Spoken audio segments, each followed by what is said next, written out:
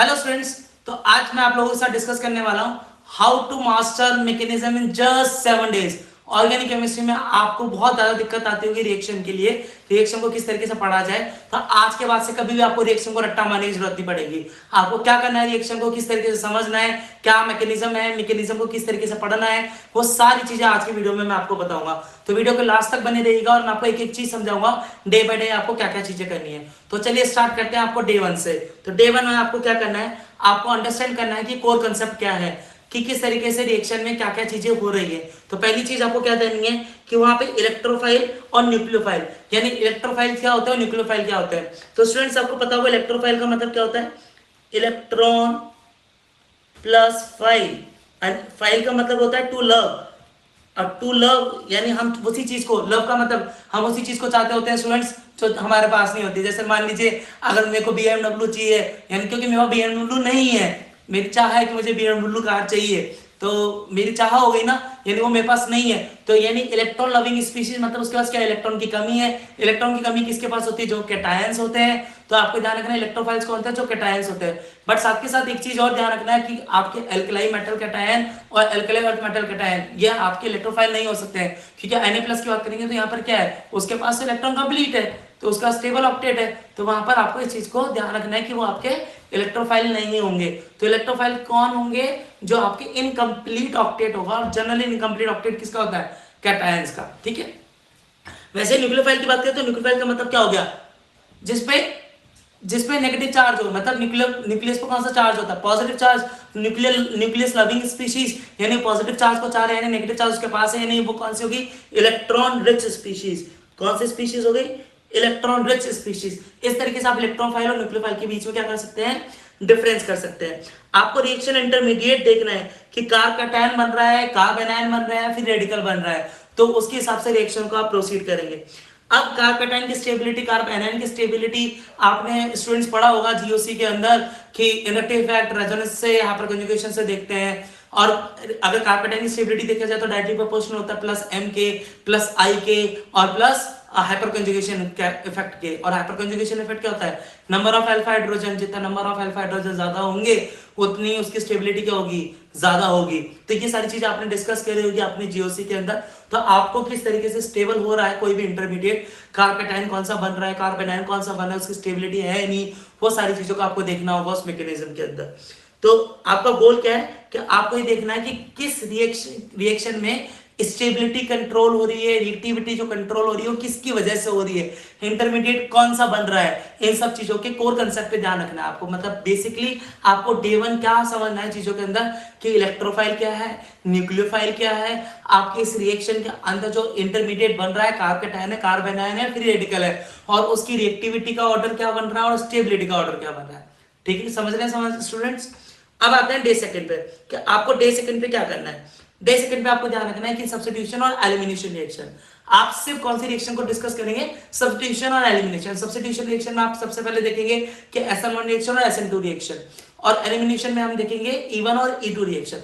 अब स्टूडेंट्स आपको ये ध्यान रखना है, देखिए जैसे मैं SN1 की बात करता हूं तो SN1 का मतलब क्या होगा, न्यूक्लियोफिलिक सब्स्टिट्यूशन रिएक्शन, और SN2 का मतलब क्या होगा, बायोमोलिकुलर न्यूक्लियोफिलिक सब्स्टिट्यूशन रिएक्शन। अब SN1 रिएक्शन जो होती है वो कितने स्टेप में कंप्लीट होती है, 2 स्टेप में कंप्लीट होती है। यहाँ पे सॉल्वेंट कौन सा यूज करते हैं, पोलर प्रोटिक सॉल्वेंट। यहाँ पे क्या बनता है, कार्ब कैटायन, यानी कार्ब कैटायन क्या होगा, रीअरेंजमेंट भी होगा।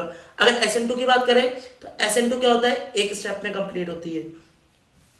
और यहाँ पे सॉल्वेंट कौन सा यूज करते हैं, पोलर अप्रोटिक सॉल्वेंट। और साथ के साथ आपको ये भी चीज ध्यान रखनी है कि पोलर अप्रोटिक सॉल्वेंट बनता है और ट्रांजिशन स्टेट होती है, यहाँ पर पेंटावैलेंट आपको ध्यान होगा कि बनता है वहां पर, फिर उसके बाद प्रोडक्ट बनता है आपका।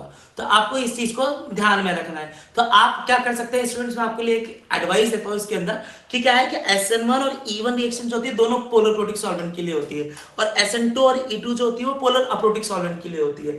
तो आप इस चीज से आप इसको कंपेयर कर सकते हैं। तो आप एक इसके लिए SN1 और E1 को साथ में कर सकते हैं और SN2 और E2 को साथ में, जैसे आपको एक आइडिया लग जाएगा।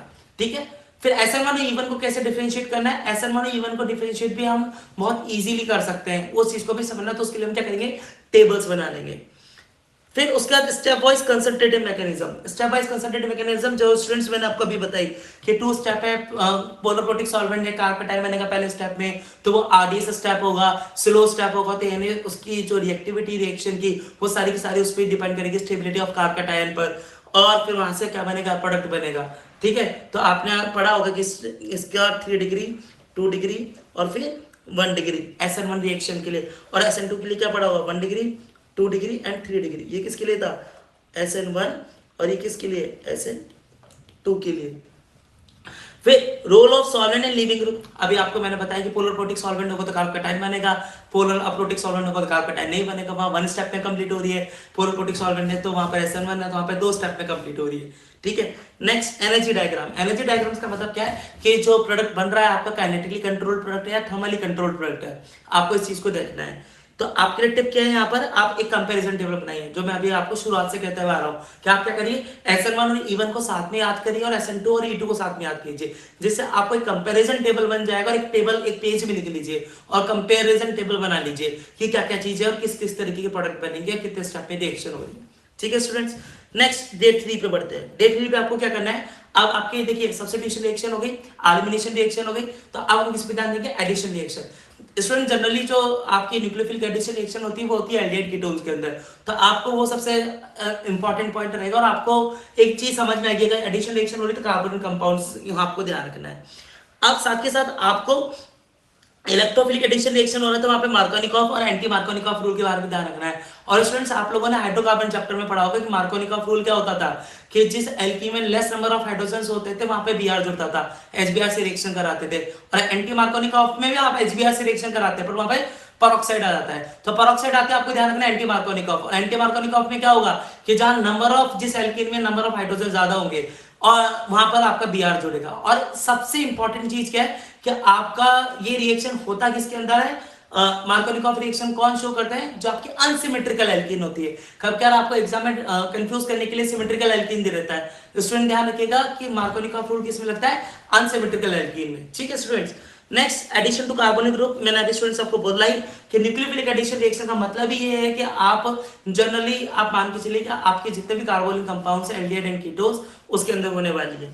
तो आप इसके लिए क्या कर सकते हैं, आप 3 कलर नोट्स बना सकते हैं विजुअल मेमोरी के लिए, कि आप अलग अलग कलर के नोट्स बना लिए जिससे आपको ध्यान है कि ये एडिशन रिएक्शन थी, इलेक्ट्रोफिलिक और न्यूक्लियोफिलिक एडिशन रिएक्शन थी। ठीक है स्टूडेंट्स, अब आते हैं हम डे 4 के अंदर। डे 4 के अंदर हम क्या करेंगे, एलिमिनेशन और रीअरेंजमेंट की चीजों को ध्यान रखेंगे कि hydride and alkyl shift. Students hydride shift का मतलब क्या, जैसे ये मान लीजिए यहाँ पे ये कार्पेटाइन बना, अब किसी रिएक्शन में पोलर प्रोटिक सॉल्वेंट में ये वाला कार्पेटाइन बना, तो ऑब्वियस सी बात है कि 1 डिग्री कार्पेटाइन है तो क्या बनाएगा, 2 डिग्री कार्पेटाइन बनाएगा। तो यहां पर क्या हुआ, ये हाइड्राइड शिफ्ट हुआ, ठीक है ना, ये क्या हुआ, हाइड्राइड शिफ्ट हुआ, ये साइड यहां से ये CH2 से हाइड्रोजन यहां शिफ्ट हुआ और पॉजिटिव चार्ज CH2 पॉजिटिव से CH पे बीच वाले पे, और 2 डिग्री कार्पेटाइन बन गया। और 2 डिग्री कार्पेटाइन क्या होता है, मोर स्टेबल होता है।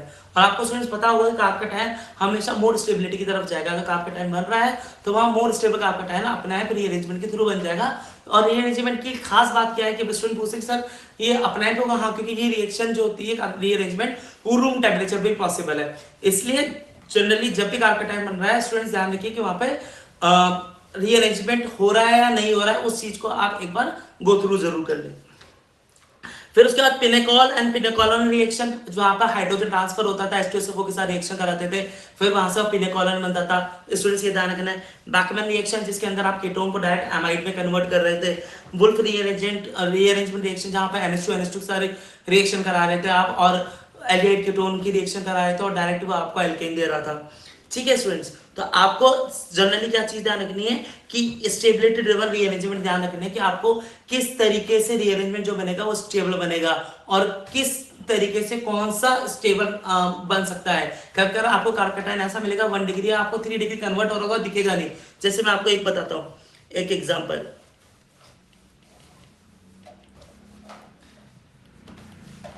अगर स्टूडेंट देखो मैं इस वाले एग्जांपल की बात करूं, यहाँ पे आपको 1 डिग्री का आपका टाइम दिख रहा है, तो पहले 1 डिग्री किस में कन्वर्ट होगा, 2 डिग्री में। स्टूडेंट्स यानी ये जो कार्पेटाइन है यहाँ पे शिफ्ट होगा और उसके बाद यहाँ पर शिफ्ट होगा, तो यहाँ पे 3 डिग्री कार्पेटाइन बना सकता है, तो आपको कभी दिखेगा नहीं। तो इसलिए आपको रीअरेंजमेंट ड्रिवन स्टेबिलिटी को बिल्कुल अच्छी तरीके से समझना और उसको ध्यान में रखना है। तो उसकी आप प्रैक्टिस करेंगे तो आपको बहुत इजीली हो जाएगा। ठीक है। नेक्स्ट बात करते हैं डे 5 पे। डे 5 पे आपको क्या करना है, आपको aromatic substitution, electrophilic aromatic substitution reactions पे ध्यान रखना है, जिसमें आगे आपकी सल्फोनेशन हो गई, नाइट्रेशन सल्फोनेशन में SO3H जुड़ता है, नाइट्रेशन में NO2 जुड़ता है। ठीक है स्टूडेंट्स, आपको ये चीज ध्यान रखनी है। तो electrophilic aromatic substitution, nitration sulphonation, halogenation, Friedel Crafts alkylation, Friedel Crafts acylation, दोनों चीजों का आपको ध्यान रखना है कि फिडरक्राफ्ट एल्काइलेशन रिएक्शन भी कैसे होती है और एसाइलेशन रिएक्शन भी कैसे होती है। एक्टिवेटिंग वर्सेस डीएक्टिवेटिंग ग्रुप, आपको ध्यान होगा ऑर्थो पैरा आपके एक्टिवेटिंग ग्रुप होते हैं और मेटा आपका डीएक्टिवेटिंग ग्रुप होता है, क्योंकि जब आप बेंजीन का अपने रेजोनेटिंग स्ट्रक्चर बनाया होगा तो देखा होगा कि जो चार्ज जनरेट होगा, मतलब इलेक्ट्रॉन डेंसिटी इंक्रीज हुई होगी, वो ऑर्थो पैरा पे हुई होगी, मेटा पे नहीं होगी। और आप जनरली ये भी देख सकते हैं कि प्लस एम इफेक्ट वाले जो ग्रुप वाले होते हैं वो ऑर्थो पैरा डायरेक्टिंग ग्रुप होते हैं, इसलिए उनको एक्टिवेटिंग ग्रुप भी कहा जाता है, और माइनस एम वालों को डीएक्टिवेटिंग ग्रुप भी कहा जाता है। तो ऑर्थो पैरा डायरेक्टिंग ग्रुप्स आपको कौन कौन से ध्यान रखेंगे तो आपको ईजी हो जाएगा। नेक्स्ट आप बात करते हैं डे 6 पर। डे 6 पे आपको ध्यान रखना है, जैसे हम बात करें KMnO4, KMnO4 आपका होता है स्ट्रॉन्ग ऑक्सीडाइजिंग एजेंट, तो एल्कीन को डायरेक्टली किस में कन्वर्ट कर देता है, कार्बोक्सिलिक एसिड में। बट हम PCC की बात करते हैं, PCC माइल्ड ऑक्सीडाइजिंग एजेंट होता है, वो एल्कीन को सिर्फ किस में कन्वर्ट करता है, एल्डिहाइड कीटोन में। तो कब क्या क्वेश्चन आपको बोल देगा कि एल्कीन को एल्डिहाइड कीटोन में चेंज करना है, तो आप वहां पे क्या यूज करेंगे, PCC। आप KMnO4 यूज नहीं करेंगे, क्योंकि KMnO4 तो उसको डायरेक्टली कार्बोक्सिलिक एसिड या एस्टर में चेंज कर लेगा, क्योंकि वो स्ट्रॉन्ग ऑक्सीडाइजिंग एजेंट है। नेक्स्ट हम बात करते हैं LiLH4। सेम LiLH4 क्या होता है आपका स्ट्रॉन्ग रिड्यूसिंग एजेंट, और NaBH4 होता है आपका क्या, माइल्ड रिड्यूसिंग एजेंट। ठीक है, तो उसके लिए आपको क्लीमेंसर, वुल्फ किस्टनर, रोजरमोंड रिडक्शन रिएक्शन को ध्यान में रखना है, और उनको एक फ्लो चार्ट बना लेना है कि आपका रिडक्शन रिएक्शन कैसा है, क्लीमेंसर रिडक्शन कहाँ है, कि जिंक मर्करी अमालगम यूज कर रहे हैं, उन सब चीजों का। तो आपको रिकॉग्नाइजेशन करने में क्या होगा, फ्लो चार्ट बनाने से आपको इजी रहेगा। नेक्स्ट आप डे 7 में क्या करेंगे, आप revise all name reaction. Students ध्यान रखिएगा, 2 से 3 नंबर का क्वेश्चन आपके बोर्ड्स के अंदर कंफर्म फिक्स होता है। अगर जे के रिस्पेक्ट में बात करें तो बहुत बार नेम रिएक्शन है, आपको नेम रिएक्शन तो नहीं देगा कि मतलब आपको नेम दे दिया कि ये नेम की रिएक्शन बताइए, आपको उसका एक रिएजेंट दे देगा और प्रोडक्ट पूछेगा, या कुछ आपकी मैकेनिज्म के रिलेटेड कुछ पूछेगा, रिएक्टिविटी ऑर्डर पूछ लेगा, ऑर्डर ऑफ द रिएक्शन पूछ लेगा।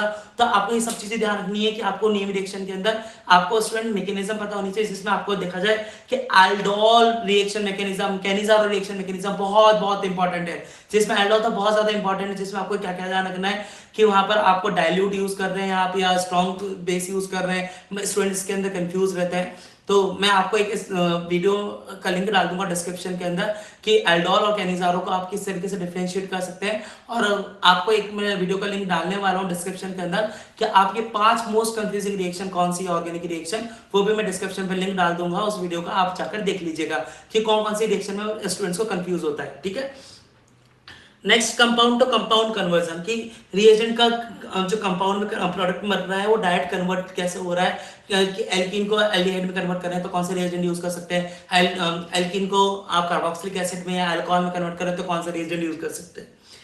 आपको सारे जेई नीट के सारे पीवाईक्यूज आपको सॉल्व करने हैं। अगर आप जेई की तैयारी करें तो जेई की पीवाईक्यूज, और नीट की तैयारी कर रहे हैं तो नीट की पीवाईक्यूज। पर नीट वाले बच्चों के लिए मेरे पास एडवाइस है कि वो जेई मेंस के, नॉट एडवांस के, जेई मेंस के क्वेश्चन आप सॉल्व कर सकते हो, तो थोड़ा सा आपको मैकेनिज्म के बारे में आइडिया लग जाएगा और आपको अच्छी तरीके से समझ में आ जाएगा कि क्या क्या मैकेनिज्म किस तरीके से फॉलो करनी है।